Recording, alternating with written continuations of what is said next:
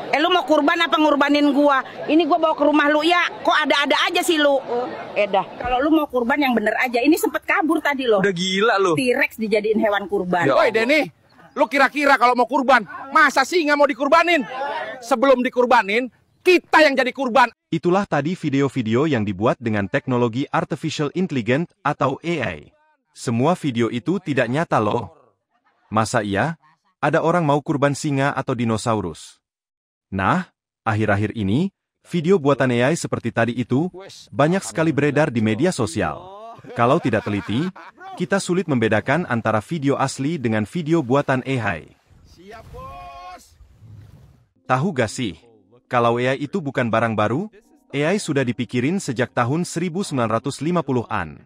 Waktu itu, para ilmuwan berpikir, kalau manusia bisa mikir, bisa nggak kita bikin mesin yang mikir juga?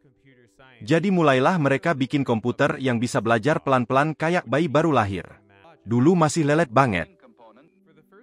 Kalau sekarang udah bisa bikin gambar, nulis artikel, sampai bikin video kayak contoh yang aku tunjukin tadi. Sebelum bisa bikin gambar atau video, pada tahun 1997 AI yang ditanam di komputer bernama Deep Blue, bisa ngalahin juara dunia catur. Lalu, gimana sih cara AI belajar? AI itu belajar kayak anak kecil. Gini contohnya, misalnya anak kecil dilihatin kucing, bisa dilihatin kucingnya langsung atau dilihatin foto-foto kucing, sambil dikasih tahu kalau ini adalah kucing. Dari melihat kucing tadi, lama-lama si anak ini bakal ngerti.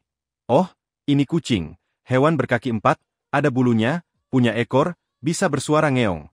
AI juga gitu. Kalau dia dikasih gambar atau video kucing, dia akan belajar pelan-pelan. Proses belajar ini disebut machine learning, alias mesin yang belajar. Semakin banyak gambar atau video kucing yang dia lihat, maka dia akan semakin pintar tentang kucing. Kayak anak kecil tadi, setelah kenal betul sama kucing. Kalau dia mendengar suara kucing, tanpa melihatnya langsung pun dia bakal tahu kalau itu suara kucing. Nah, nanti kalau si anak kecil itu sudah bisa menggambar, kita bisa meminta si anak itu untuk menggambar kucing. Dengan pengetahuan tentang kucing yang ia miliki, pasti si anak itu bisa menggambar seekor kucing. Soal bagus apa enggaknya gambar, itu lain lagi ya. Tapi setidaknya dia bisa menggambarkan ciri-ciri utama kucing dalam gambarnya. AI juga bisa disuruh-suruh, tinggal ketik aja dengan perintah sesuka kita. Bisa dengan aplikasi chat GPT, Gemini, atau Copilot. AI bisa disuruh bikin tulisan, gambar bahkan video-video yang terlihat profesional dan sinematik. Masalahnya video buatan AI ini bisa digunakan orang iseng atau orang jahat buat untuk menyebarkan hoaks, menjatuhkan nama orang, atau untuk menipu.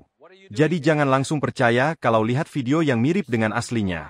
Tanyakan dulu ke orang yang lebih paham. Tempel, kena ranjau paku, biayanya Rp50.000.